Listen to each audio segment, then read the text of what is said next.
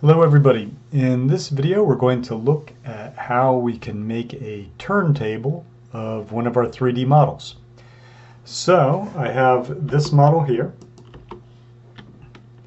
and we'll try creating a turntable of it. Notice that I already have some lights in my scene. If I turn off the lights, this is what it looks like, and this is what the mesh looks like without the textures. I'll go ahead and put the lights back on and let's get started. So the first thing we're going to do is make the object spin. So there are a couple different ways that we can do that when creating a turntable. We're going to do a very simple method with this one. We could literally grab this mesh and rotate it and animate it. But instead of actually animating the object itself, I'm going to suggest that you put it into a group. So I'm going to go ahead and do that now. I've got my mesh selected and I will go to Edit, Group. And I'll go ahead and name this group, call it Spin Teddy Bear. So as you can see, I've got the teddy bear and it is nested in this group. Let me explain a little bit of why I'm suggesting you put it into a group. For one thing, the group here, when you create it, it puts the pivot's going to be right there at the origin of your world space, so that might make it a little bit easier. And the other reason is that if we have additional meshes, for instance, if this object is created not just from one single mesh but multiple meshes, then it makes it very easy to just animate this single object rather than those multiple objects. Now here we only have one mesh, but hopefully you understand why this could make it easier when creating something like a turntable. So now that we have the teddy bear in a group which will animate, I'm going to go down here to my timeline. In my timeline I can scrub in time.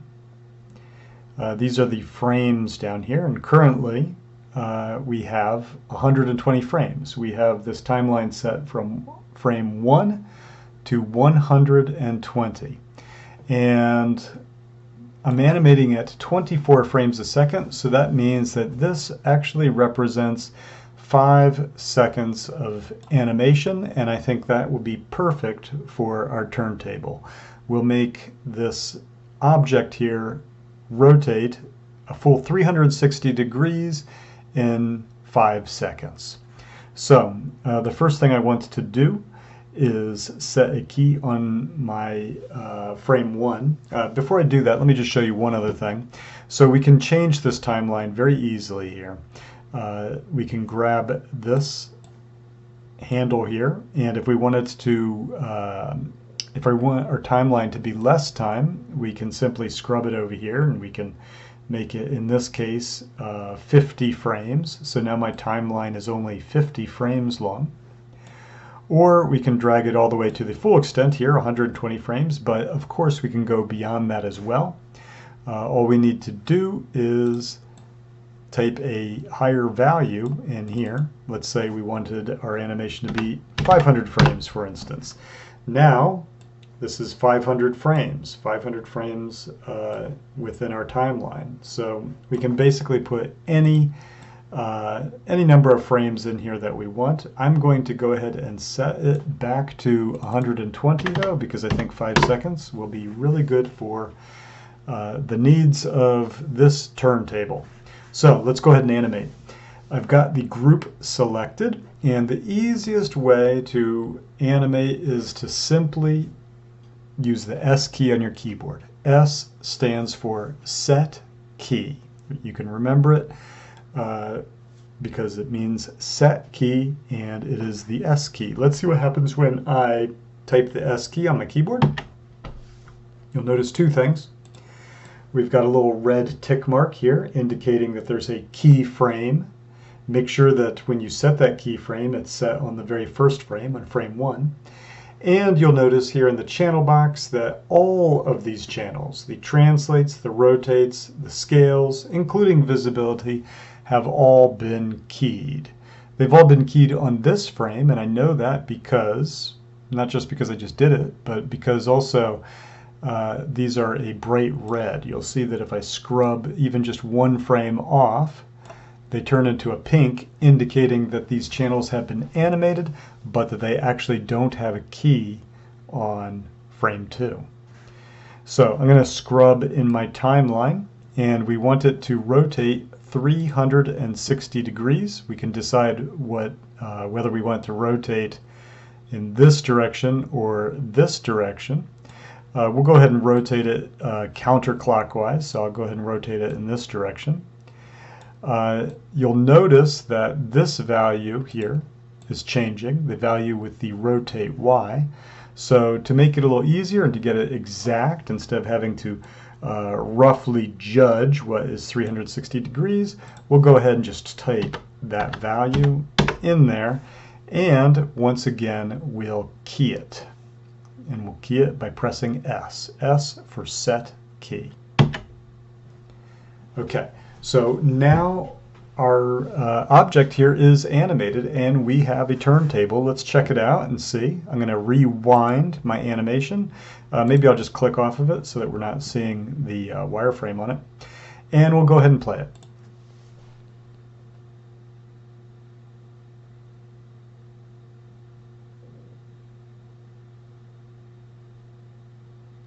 So it's working, but there is one undesirable behavior, and that is that it has some slow in and slow out. Instead of rotating at a constant speed, it slows down when it approaches the end of its animation.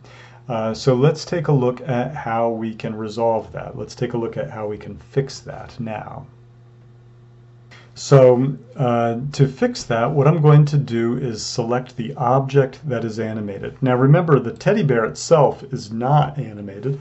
It is nested inside of this group. That is what, in fact, I have animated. So to fix this issue that we're having, what I'm going to do is select the object that is animated, and then go to Windows, Animation Editors, Graph Editor.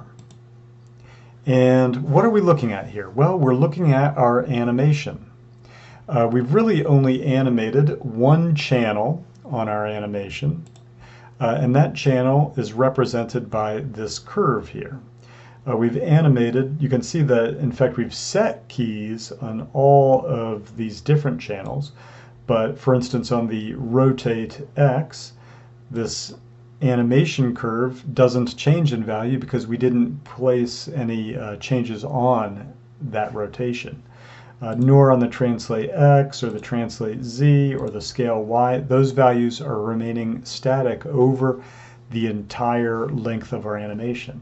But the rotate Y, on the other hand, does have a change in value. The way that you can think of this graph editor here is that in this axis, or you can see it here, in this axis here, the left to right axis, that is time, and then the up and down axis represents value.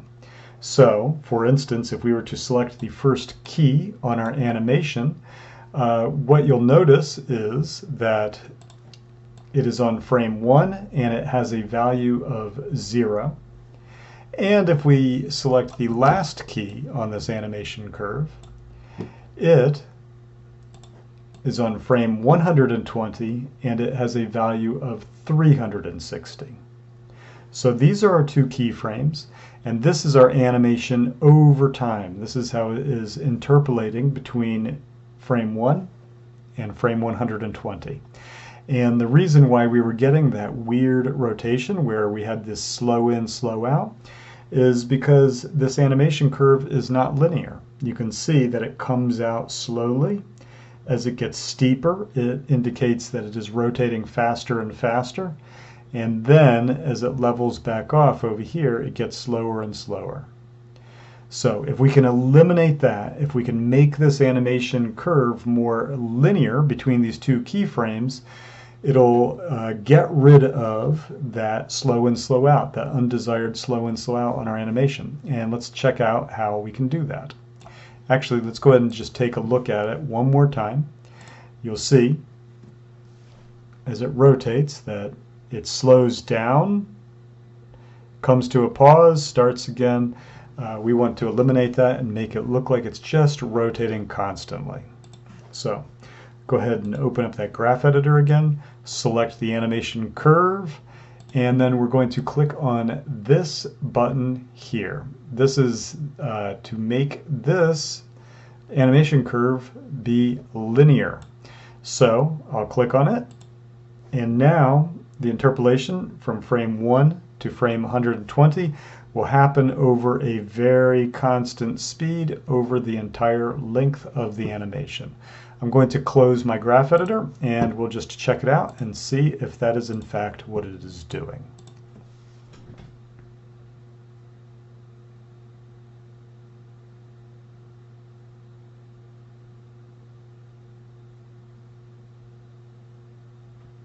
One other thing I'd like to point out, just in case you run into this problem, and we'll take a look at it by clicking on this little running man icon down here.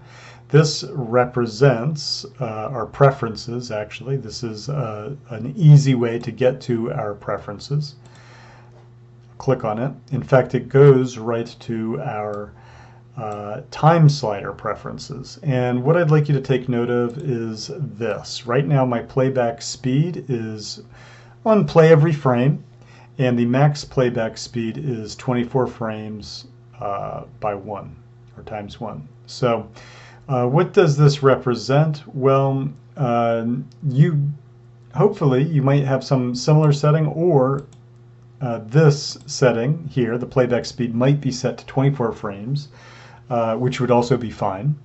What that means is that it plays it at 24 frames a second. Now, if I were to change this to play every frame and just put free on here, and that's what your computer might be set to, I'd like you to take note of what happens here. I'm going to save that, and we'll play this, and it's playing it at a faster speed. It's actually playing it faster than the true speed of the animation. I'm actually kind of surprised it's not even playing it faster than it is. But what we want to do is make sure that our playback speed is, in this case, set to 24 frames a second. And we'll save that. And then we know that this will be playing at the proper speed for our turntable, our 5-second turntable. So the next thing I'm going to do is create a camera to render from. We could render it from this perspective camera, but I actually prefer to create my own camera dedicated to rendering, and that's what I'm going to do. You can see that no matter where I move this, I can play this and it'll do this turning behavior, but that's because the object itself, or rather the group that it's nested under, is what's rotating. I'm going to create a new camera. So I'll go to Create, Cameras, Camera. We'll call it Turntable Camera. And I'm going to choose to look through this viewport for that camera. So I'll go to Panels, Perspective, Turntable Camera, place my camera. We can go ahead and turn on textures and shadows, or lights rather. And we'll go ahead and just place this like we want, how we're going to want it to render.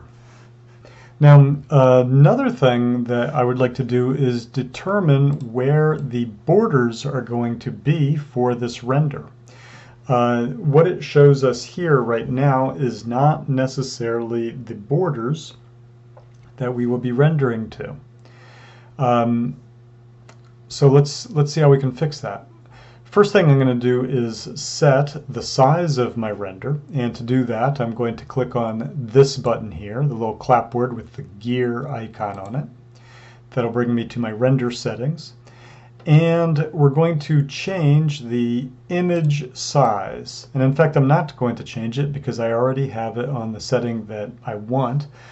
I'm going to render it at HD 1080. That's going to make a very nice big render. It's going to make a render that is going to be width of 1920 pixels by a height of 1080 pixels. So I think that'll work well for this turntable here. Let me go ahead and close this. We will return to the render settings in just a moment because there are some other settings we're going to want to play around with. But now we can figure out where our borders are for our render, and we can do so by clicking in our viewport on this button right here. This will show us our resolution gate, and if I click on that, these are the actual borders of my render. Now that we know where the borders are, we can do a better job actually centering this like we want for our turntable. And maybe I'll do something like that. I'll go ahead and scrub in my timeline just to make sure that it never really gets cut out of the composition here. And I'm thinking that that looks pretty good. So if you are not familiar yet with rendering videos in Maya, then what you've done probably up to this point has mostly been to create still renders. And to do that, you've probably clicked on this button here. One other thing I should quickly mention is that in my render settings, I have set the render to Maya software. For this example, we're using the Maya software renderer. So if we were to actually render this out, it's going to be very large. It's a very large render, and here it is. I'm just going to come out a little further from it just to take a look at it, but it is a very large render. But this is a still image. This is a still image, and what we want is a video render. So that's what we'll take a look at. We also might decide that we want to change this background color. We can do a lot of different things with this the background color, but I'm going to keep it pretty simple. I think I'm just going to make it a dark shade, but not exactly black. So to do that, what I'm going to do is select my camera, the camera I'm going to be rendering from, and I'm going to open up the attribute editor, and I'm going to come to this property here in the camera, background color. And I'll go ahead and just change that. In fact, I already have a color that I've selected a little earlier. It's this very kind of dark slate color. Not quite fully black, but still dark. Rendered out just to see if I like this color. I do. I think that works quite nicely. So we've set the background color for our render now.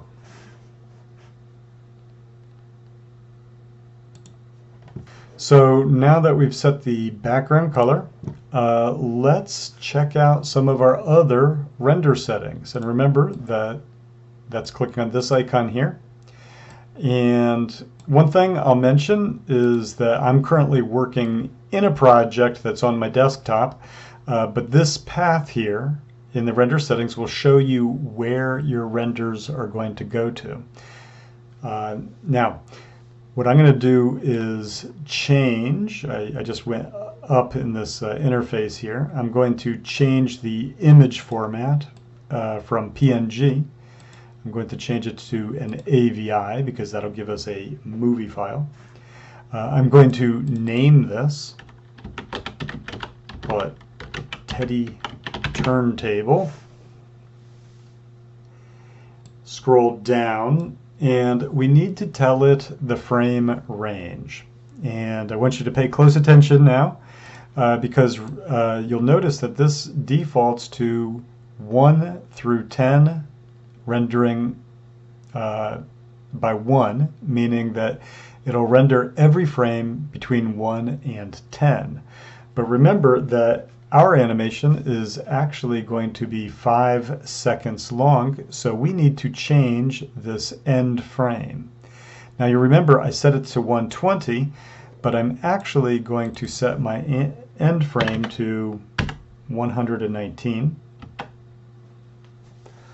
And I'll tell you why. Let me close this and we'll return to it in a moment. I'm going to render it only to frame 119 because frame 120 is identical to frame 1. So there might be a very slight little pause, probably hardly even noticeable, but there'll be a slight little pause if our animation loops around and has this kind of doubling up of frame 1 with frame 120. Remember that those two are actually identical. Okay, so back to my render settings. Remember to change your renderable camera. Currently, my render settings are set to render it to the perspective camera, but you'll remember that I created my own camera specifically for this render. So I will go to this drop down and I will select that camera. Now we've already set the image size here.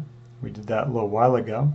So the next thing I'm going to do is go to the Maya software tab, because that's what we're using. We're not using Arnold Render for this example. We'll go to the Maya software. And in fact, I already have it set to what I want it.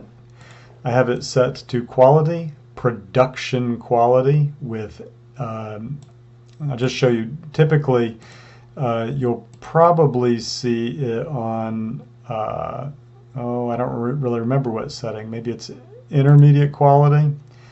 I don't remember what the default setting is. You'll want to go to the quality dropdown and change it to production quality, which will change the edge anti-aliasing to highest quality. There are a number of other settings in here that we could take a look at as well, but we're going to keep it simpler now, so we'll just stick with that. And we'll go ahead and close our render settings. We're now ready to create our render. Before I close this, let me just remind you, remember, here's the path. This is where it's going to save the movie file to. So I'll go ahead and close that and we'll get ready to render. So to start our render, what we need to do is come over here to this drop down and change to our rendering menus. Then we'll go to render, batch render. We don't really need to open up the options here because there's really not a whole lot we can do with it. So we'll go ahead and just hit batch render and let it do its thing. It'll take a little while because remember, it's actually rendering out a number of frames. Now you'll notice that it will show you the status here. It hasn't actually started yet, but it should start any moment now. You can see it says rendering with Maya software. We'll just wait a moment and there it goes. Now it is rendering, and that'll give you kind of an idea of how long it'll take. It's on render 6 now. So my turntable just finished rendering, and we can see that down here. It says that the, well, it said a little while ago that it had completed. Let's go ahead and take a look at our render. So I'm just going to switch over to Explore. Here it is. There's something I'd like to point out about this render to you in just a moment, but we'll go ahead and open it up and just play it, make sure it looks right. Looks good. And what I'd like to point out though is the file size. It's quite large. If we were to want to upload it or download it, it's going to take a long time because this video is actually 941 megs. It's a very large file size. So the next thing we're going to take a look at is how we can take this video and compress it very easily with software that you probably already have on your PC. So what I'm going to do is I'm going to open up this program called Video Editor. And you can see that I've actually done a bunch of these videos, including a lot of stuff, including some student work here. But what I'm going to do is I'm going to go ahead and start a new video project. We'll call it Turntable Example. Say OK. And we'll add that video that we just created to our project library. So I'm going to come here to Add from this PC. I'll navigate to where I have that render. It's in my images folder here. We'll go ahead and select it and open it up. And here it is. And I'm going to go ahead and drag it into my storyboard here. We can play it. You can see it looks nice. In fact, I'm going to go ahead and just drag it in here 3 times. And we'll go ahead and play that. Make sure it looks like it does it nice and smoothly.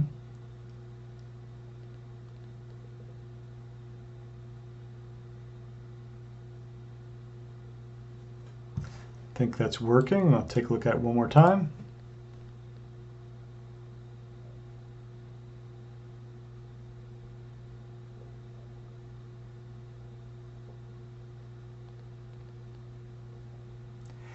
And we'll go ahead and finish this up. So what I'm going to do is click on Finish Video here. I'm going to keep the default and export. Let's make sure we know where we're saving it to. I'm in fact going to just navigate right back to where the original file is in my project in this folder called Images.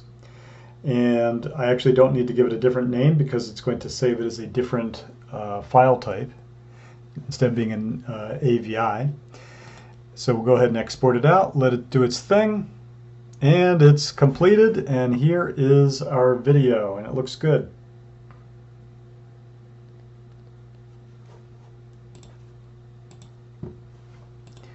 So here are our 2 videos. This compression process is going to be very important if you're turning in work to me, because if I'm downloading lots and lots of student work, it's going to take me a very long time if I get these very large file sizes. But by using Video Editor, you're going to be able to compress your video file, make it considerably smaller. It'll be easier for you to upload, it'll be easier for me to download, and it'll still look great. So here's my original one, and as you can see it's 941 megs and it is an AVI. This new one that we just created using Video Editor, on the other hand, is only about 11.5 megabytes, considerably smaller, and its file format is MP4. So that's going to be much more manageable for you to be able to upload, and once again easier for me to download when you create your turntables.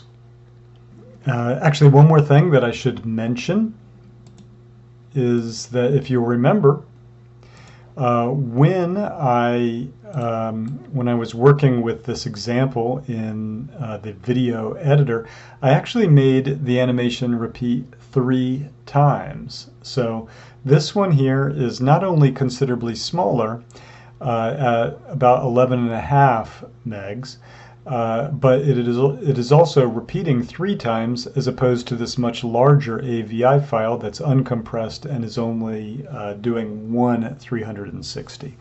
If you're wondering why I made it repeat 3 times, I made it repeat 3 times because Windows Media Player really does a really not a very good job playing video, especially videos that are meant to cycle. So I thought maybe to get a better idea of what it looks like when it's doing its full 360, that I'd go ahead and make it rotate 3 full times.